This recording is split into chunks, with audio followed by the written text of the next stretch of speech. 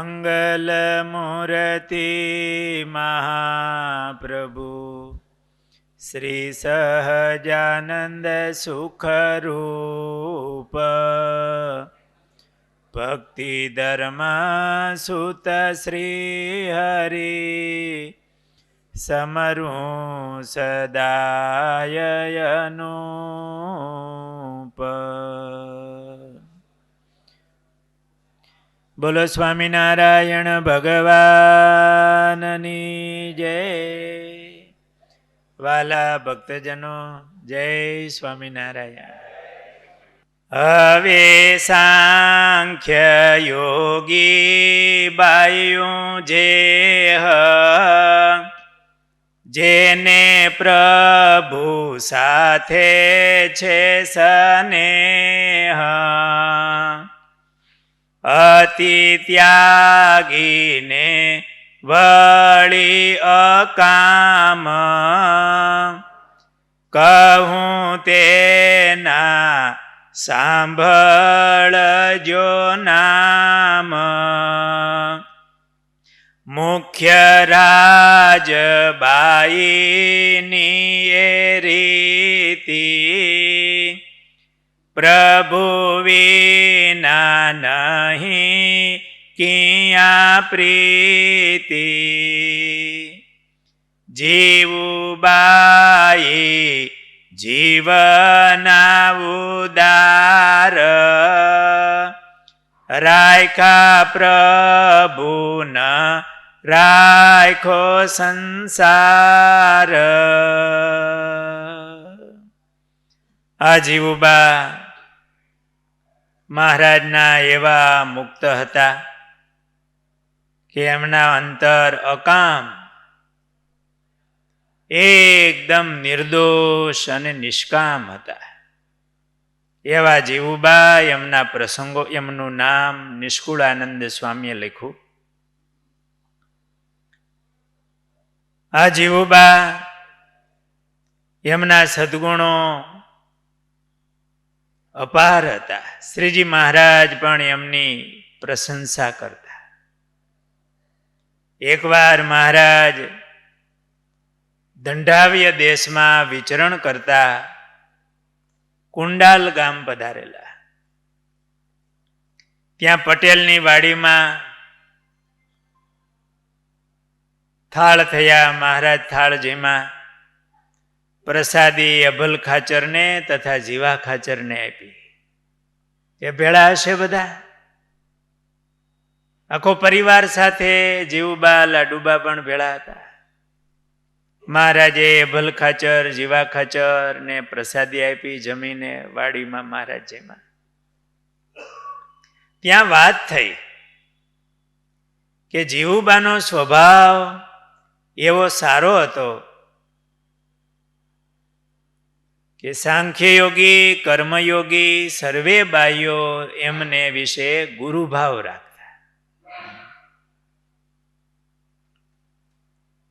તેમનો સાધુતાનો ગુણ જોઈને માનતા. ત્યારે હજુ આચાર્ય સ્થાપન ન થયું હોય, નહીતર આ સત્સંગના ગુરુસ્થાને ગાદીવાળા હોય. પણ એ પહેલા બધા કર્મયોગી બહેનો હોય કે સાંખ્યયોગી બહેનો હોય, એ જીવુબાને ગુરુ માનતા. એમનો સ્વભાવ એવો હતો. બધાનો સત્સંગ સારો થાય એવા પ્રેમથી બાઈઓને વાત કરતા. તેમની વાત સાંભળીને કુસંગી બાઈઓને પણ સત્સંગ થતા વાર લાગતી નહીં. શ્રીહરિની મરજી અનુસારે વાત કરતા.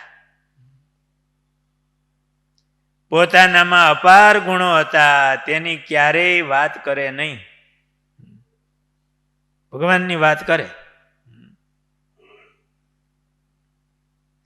બીજા સત્સંગીઓના ગુણને વિખ્યાત કરતા. દેહ પર્યંત હરિભક્તોની સંભાવના કરતા. અન્ન વસ્ત્રે કરીને ગરીબ હોય તેની સંભાળ રાખતા. આગળ પાછળ જેને કોઈ ન હોય અને અન્ય કરીને દુઃખી હોય એવા ભક્તોને પોતાની પાસે રાખતા, વાડીમાં કામ કરે અને જીવબા બધી રીતે એમનું ધ્યાન રાખતા, ભગવાનના ભક્તો હોય. પોતાનો જે ગરાસ હતો તે ગરીબ હરિભક્તોને ખવડાવી દઈને ધર્મમાં દ્રઢ ચલાવીને પ્રભુ ભજાવતા. બધું ભગવાનના ભક્તો માટે. એવી જીવુબાની મોટાઈ હતી એટલે મોટી બા કહેવાતા, કે મોટા મનના મોટી બા, માં જેવા બધાને હાચવી લેતા અને સત્સંગમાં જોડતા, મહારાજની વાત કરતા. ભગવાનની મૂર્તિના ધ્યાનમાં લીન રહેતા. રાત્રિ દિવસ નવધા ભક્તિ કરતા.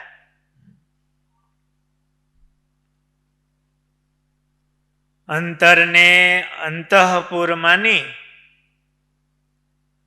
તેમાં ચૈતન્ય રૂપ મહોલમાં શ્રી હરિને ધારીને સર્વ પ્રકારે સેવામાં વર્તતા. કેવી રીતે સેવા કરતા? પોતાના અંતરને અંતઃપુર માનતા.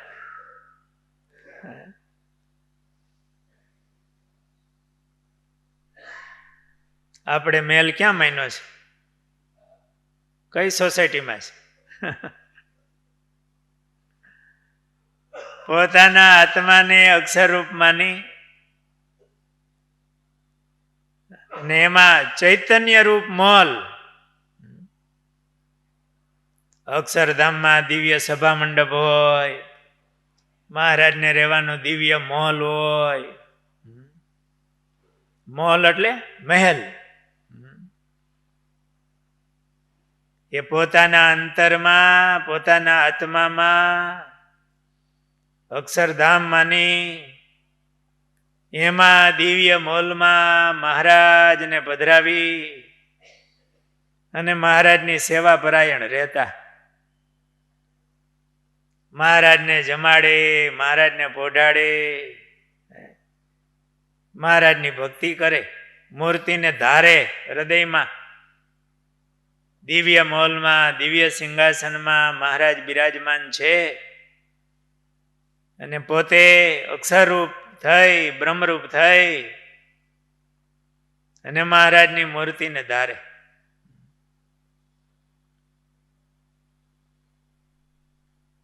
એવી મહારાજની સેવા કરતા ને અખંડ મહારાજને ધારતા. આપણે પણ શીખવા જેવું ખરું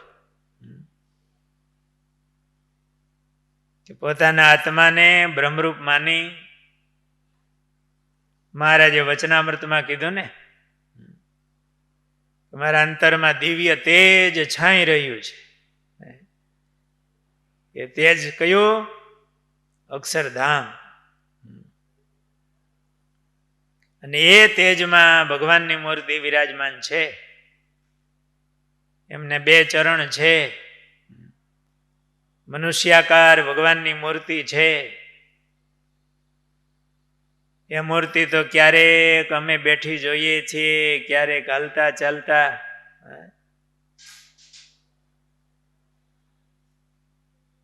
આપણને મહારાજે શીખવાડ્યું છે. આ મુક્તોના જીવનમાંથી પણ એ ધ્યાનની લટક શીખવા મળે છે કે આપણા આત્માને અક્ષરરૂપ માનવો, ચૈતન્ય રૂપ માની, અક્ષરધામ માની અને એમાં મહારાજને પધરાવવા. અને એ તો ચૈતન્યમય મોલ, દિવ્ય, માઇક નહીં. ઓરડાના પદમાં આવે ને ત્યાં તો જોયા નીચે જુક્ત.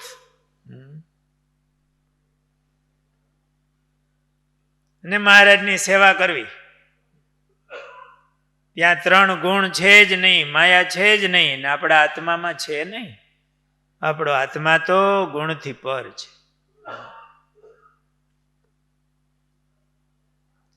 ગુણથી પર પોતાને માનવું મારામાં કોઈ દોષ નથી, હું શુદ્ધ છું, ચૈતન્ય છું, બ્રહ્મરૂપ છું, એમ ગુણાતીત થઈ અને એ અક્ષરધામમાં દિવ્ય મહોલમાં મહારાજને ધારીને મહારાજની સેવા કરવી, એમનું ધ્યાન કરવું, ત્યાં રહીને માનસી કરવી, મહારાજને સંભાળવા. આ જીવુબા પોતાના અંતરમાં પ્રકાશ મધ્યે ભગવાનના સ્વરૂપના દર્શન કરતા અને ધ્યાન કરીને ધામમાં જતા ને આવતા બધું એક થઈ જાય.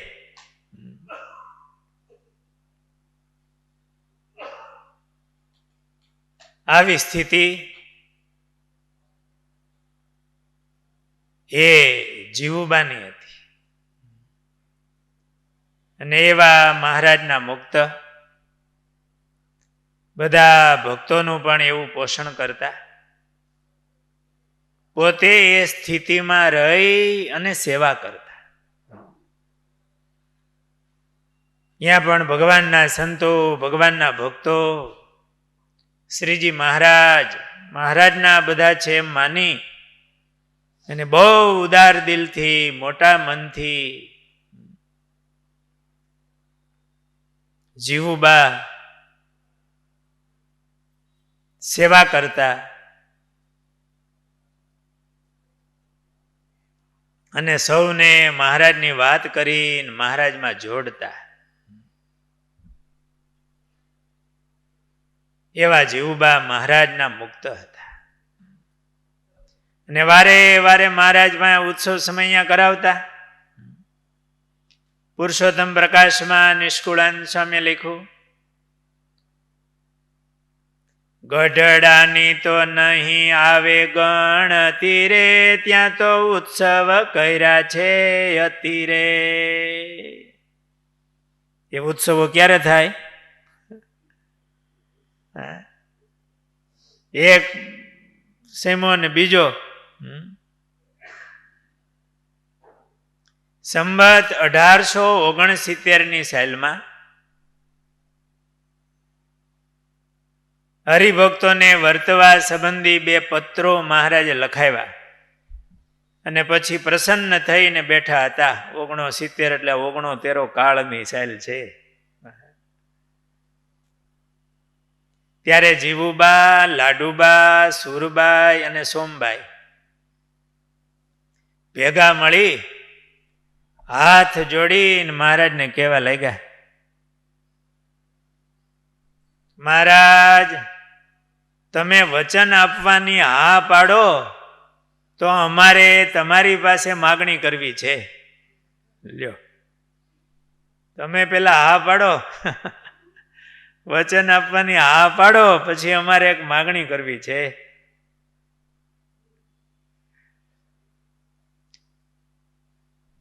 મહારાજે કીધું કે હા, અમે આપશું, કહો તમારે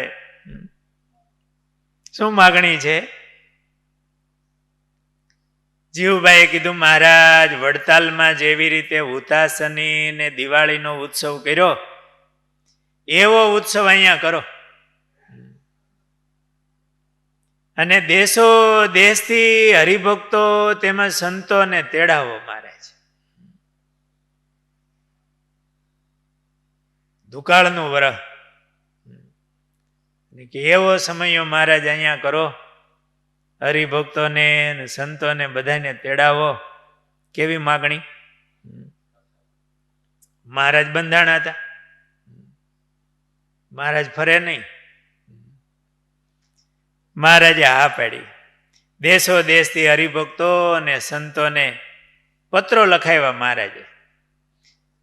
ને હુતાસની પહેલા 10 દિવસે સંતો આવ્યા, રાહત જોતા હોય મહારાજના દર્શન કરવા. એ લાભ મળે. એ તો બહાર ફરતા હોય પણ જીવ તો મહારાજમાં હોય. એવો પત્ર ગયો, મહારાજે કઈ ટાઈમ નહીં લીખો હોય કે ઉતાસને આગલે દિવસે જ આવજો એવું. પછી બીજી વાર તો એવું કર્યું. બધાએ સંતોએ દોટો દીધી અને ઉતાસની પહેલા 10 દિવસે સંતો આવ્યા, ઉતારા પાવ્યા. સંતો જેટલા દિવસ ત્યાં રોકાણા એટલા દિવસ રસોઈઓ આપી. જીવબા લાડુબા એમણે.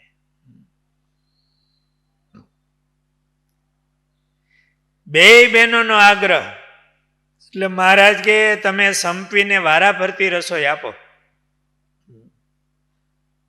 આવી રીતે જીવુબાઈએ ગઢપુરમાં ભવ્ય ફૂલડોલ ઉત્સવ કર્યો, કરાવ્યો મહારાજ પાસે. મહારાજની સંતોની સેવા કરી. આવો ભાવ આ જીવુબા લાડુબાનો હતો. કેટલા ઉત્સવ સમયા કર્યા એ તો આપણે જાણીએ છીએ. ખરેખર એમની ભક્તિ, એમનું સમર્પણ, એમને વંદન છે. સહજાનંદ સ્વામી મહારાજની જય.